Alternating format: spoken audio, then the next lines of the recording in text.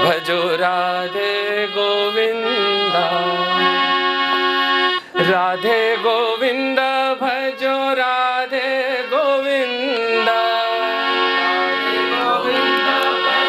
राधे गोविंदा, राधे गोविंदा भजो राधे गोविंदा, राधे गोविंदा भजो राधे गोविंदा। सीता मैया परम दयालु रे, भजो राधे गोविंदा, सीता मैया परम दयालु रे, भजो राधे गोविंदा। नारायण परम दयालु रे, भजो राधे गोविंदा। श्री कृष्णचंद्र भगवान की जय हो। गीता सार पर बोलने को कहा गया है। ये कुछ ऐसा है जैसे एक रेगिस्तान में हम लोग रहते हैं और हम सागर के तट पर जाएं और कोई जिज्ञासु हमें कहे सागर की व्याख्या बताएं जरा। सागर को देखने का अनुभव इतना विराट है जिसको अंग्रेजी में इमेंसिटी कहते हैं, उसकी विशालता, उस इतना बड़ा अनुभव है कि वो इन छोटी इंद्रियों में, इस छोटी बुद्धि में समाएगा कैसे। जो लघु अनुभव हमें होता है हम उसी से उस अनुभव की व्याख्या करने बैठ जाते हैं। ठीक यही बात गीता पर लागू होती है, क्योंकि हमें ये नहीं भूलना चाहिए कि गीता योगेश्वर भगवान 16 कलाओं से संपूर्ण पूर्णावतार भगवान श्री कृष्ण कह रहे हैं। श्री कृष्ण ने जो गीता में कहा है वह सनातन धर्म में जितने भी साधन पद्धतियां हैं उनको कवर किया है, उसको इंगित किया है। हम अपने निज अहंकार में जीते हुए एक एक साधन पद्धति से अपने आप को आइडेंटिफाई कर सकते हैं। कोई भक्ति मार्गी होगा, कोई कर्म योगी होगा, कोई ज्ञान मार्गी होगा, कोई नास्तिक होगा, कोई आस्तिक होगा, कोई प्रेम से जाएगा, कोई बुद्धि से जाएगा, कोई मन से जाएगा, कोई इंद्रियों से जाएगा। इसलिए गीता का सार कम से कम इस जीव के बस का तो नहीं है कि कह सके। हाँ, जितना बड़े बड़े संतों को पढ़ के जो जो विभिन्न टीकाएं आदि शंकराचार्य, संत ज्ञानेश्वर, बाल गंगाधर तिलक, आचार्य रजनीश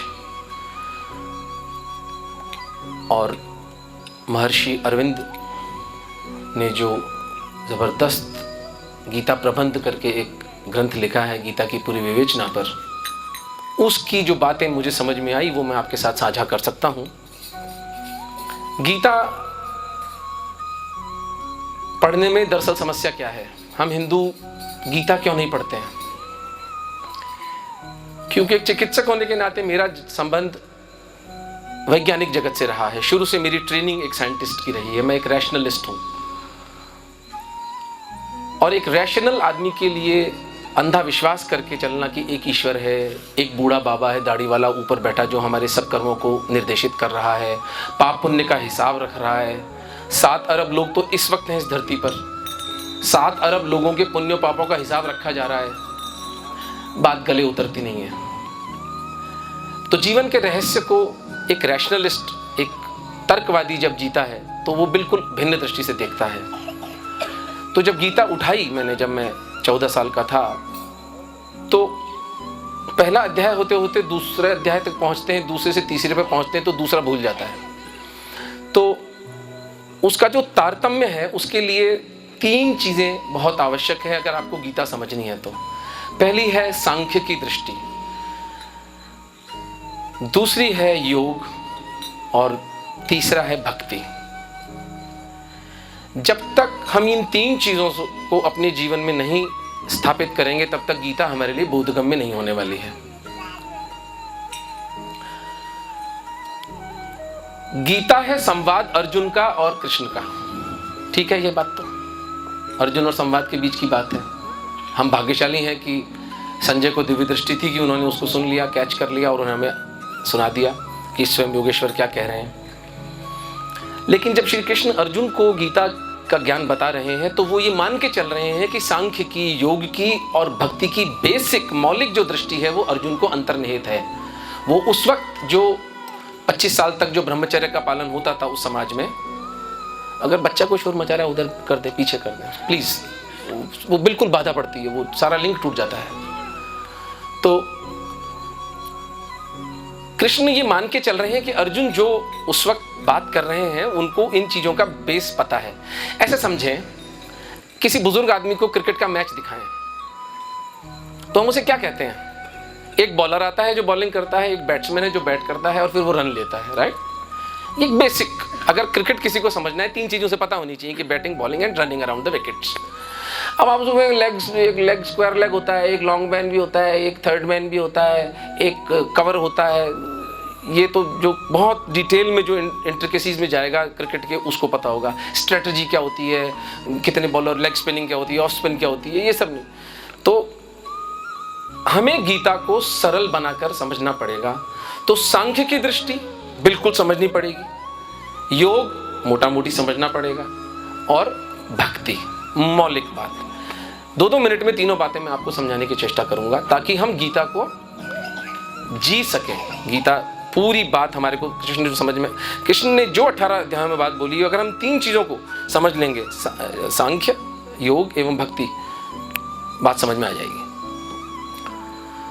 सांख्य कपिल मुनि द्वारा प्रस्तावित सनातन धर्म की बहुत पुरातन धारणा है जिसमें प्रकृति को 2 विभागों में बांटा गया है, अस्तित्व को, प्रकृति और पुरुष। ये हड्डी है, मांस है, चमड़ी है, बाल है, ये लकड़ी है, लोहा है, ये है प्रकृति, जड़ प्रकृति। एक है जो अंदर बोल रहा है, जो चीजों को समझता है, जो आत्मसात करता है, वो जो अंदर दृष्टा, साक्षी, परमात्म तत्व विद्यमान है, जिसको चेतना कहा गया, उसको कपिल मुनि ने पुरुष की संज्ञा दी है।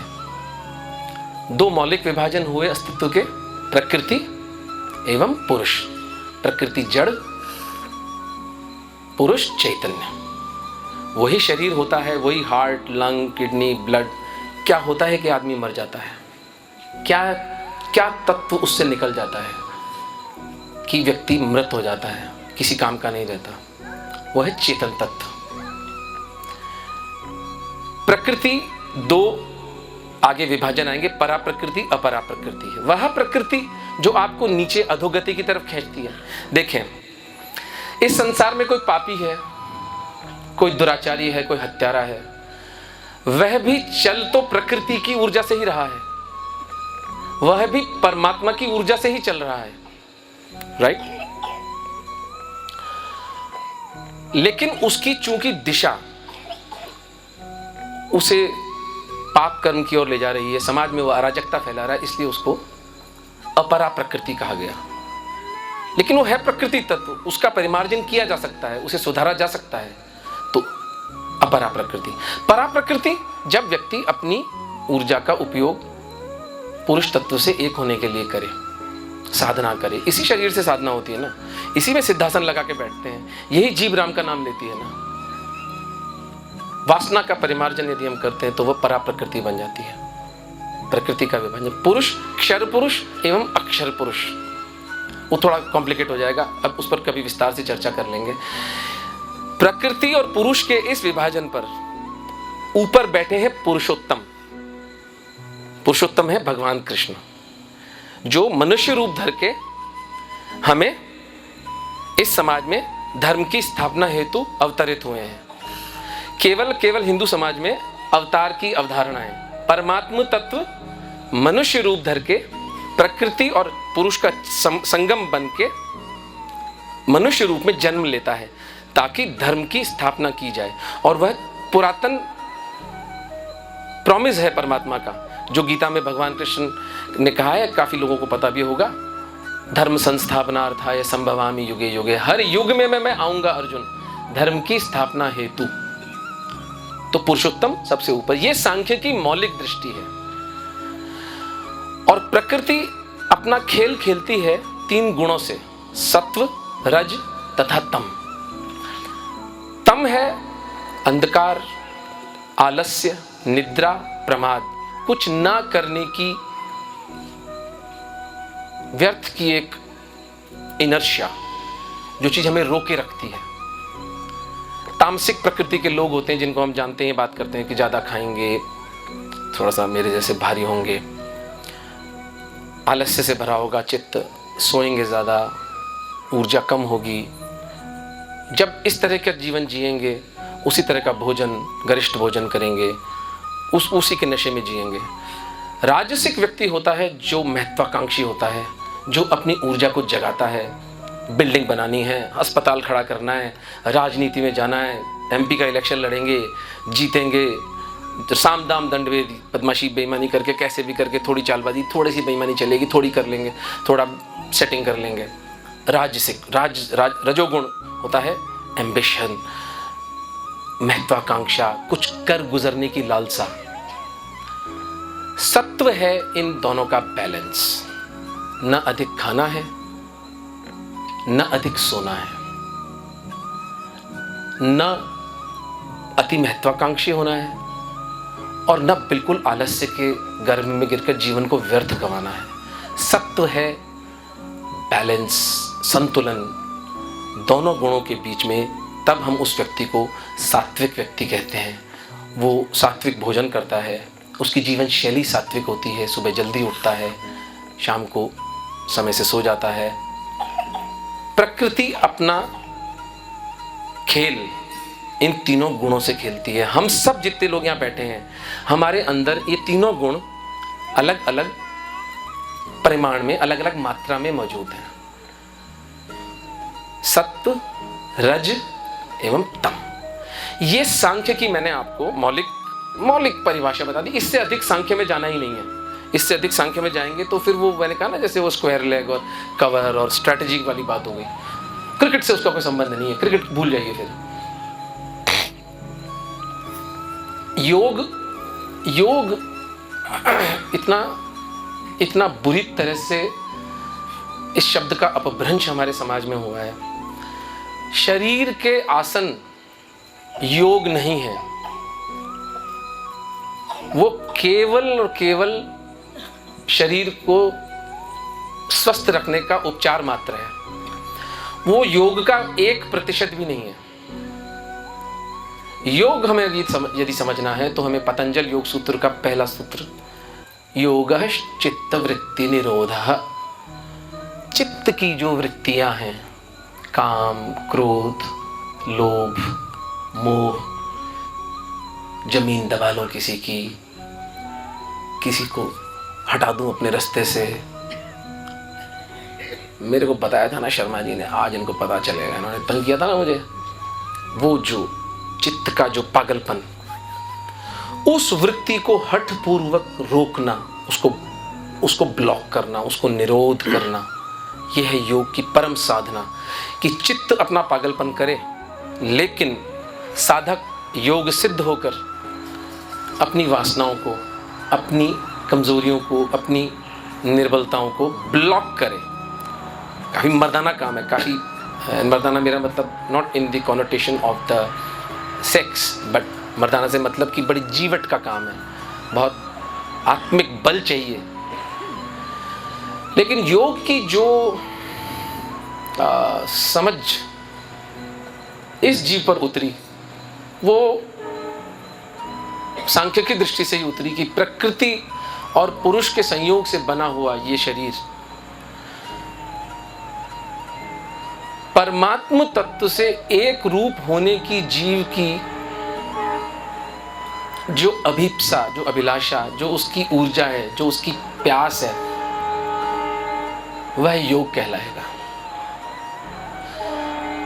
अपने से उच्चतर अवस्था की ओर गमन करना, मेरे लिए योग है। जैसे जन्मे थे उससे विकसित होके मरना योग है। किसी कवि ने लिखा है, कुछ लिख के सो, कुछ पढ़ के सो, जिस जगह जागा सवेरे उस जगह से कुछ बढ़ के so. We have to grow. Sanatan Dharma, किसी एक अंग्रेज ने मुझसे एक बार पूछ लिया था, how will you sum up सनात your religion, and I said that there is one word which sums up Hindu faith, that is evolution, विकास। सतत विकास चित्त का परम योग की स्थिति है। सनातन धर्म में सब बह जाने दीजिए, सब खो जाए, एक चीज बचनी चाहिए कि हम जिस अवस्था में जन्मे थे उससे विकास करके जब ये शरीर तिरोहित हो तो हम एक विकसित अवस्था में शरीर का त्याग करें। तीसरी है भक्ति। भक्ति पर बहुत ग्रंथ लिखे गए हैं। भक्ति अगर आपको समझना है तो जीवित व्यक्तियों से समझनी चाहिए, और उसके लिए हम इतने भाग्यशाली हैं राजस्थान में रहने वाले कि हमें कुछ नहीं, यहाँ से 250 किलोमीटर दूर जो मीराबाई का मंदिर है वहाँ चले जाएं, मीरा को पढ़ लें। मीरा का एक एक पद भक्ति का जीवंत उदाहरण है। भक्ति है अहंकार का विलीन हो जाना। मैं नहीं रहा, मैं परमात्मा तत्व में श्री हरि के चरणों में लीन हुआ। यह दशा जिसको कि डिवोशनल रिलीजन भी कहते हैं, वो श्रीमद् भागवत में हमें बहुत प्रामाणिक रूप से मिलती है। गोपियों की और राधा मैया की जो दशा है श्री कृष्ण के प्रेम में, वह पराभक्ति की दशा है। यदि इन तीन मौलिक स्तंभों को हम समझ लेते हैं, सांख्य, योग और भक्ति, तो गीता पर हम बात कर पाएंगे। अब मैं मोटा मोटी भूमिका आपके लिए गीता की बना चुका हूं।